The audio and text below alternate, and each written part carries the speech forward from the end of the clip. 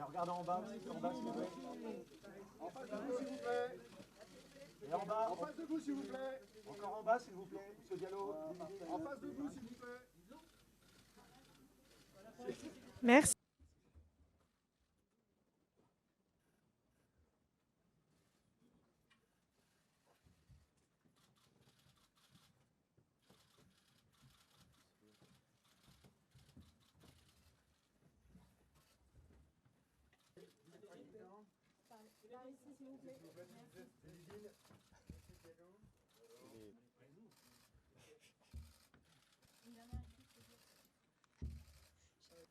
J'ai à la fois le privilège, le grand honneur, et puis aussi l'émotion de vous dire que Zinedine Zidane sera donc le prochain sélectionneur de l'équipe de France pour les 4 années qui viennent, qui couvriront à la fois les qualifications de la Ligue des Nations, les qualifications de l'Euro 2028, et puis les qualifications de la Coupe du Monde 2030, qui se déroulera Maroc, Portugal et Espagne.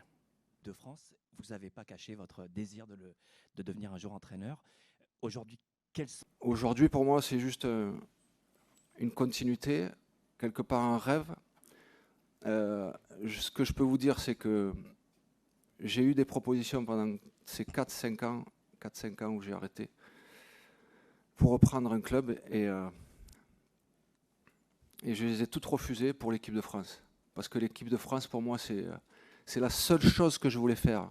Depuis 4-5 ans, est-ce que ce 28 juillet 2026 est le plus beau jour de votre vie d'entraîneur? Oui. Et je vais tout donner pour que cette équipe continue à gagner. Voilà, c'est la seule chose qui m'anime, c'est de pouvoir travailler pour cette équipe de France et pour qu'elle continue à gagner. Vanni Castelli, la chaîne L'équipe, juste là. J'aurais une question pour le président également. Vous avez porté le numéro 10 de l'équipe de Zidane en février 2025 et l'avoir vu plusieurs fois ensuite. Quand est-ce que vous avez eu son accord définitif? Je suis heureux de ce qui m'arrive aujourd'hui, de pouvoir devenir le sélectionneur de cette équipe de France. J'ai pas d'autres mots, je suis contenu parce que forcément, mais j'ai plein d'émotions en moi, quoi. Je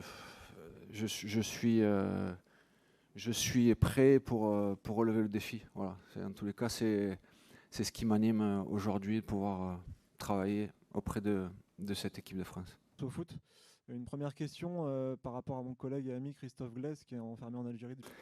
Moi, ce que je voulais commencer par faire, alors c'est pas un message, c'est un message de soutien.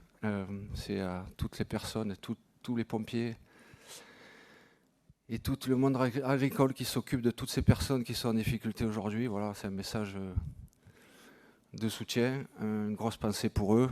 Je crois que c'est un moment compliqué, beaucoup de familles qui vivent des moments compliqués. Donc voilà, ma première pensée, c'est celle-là.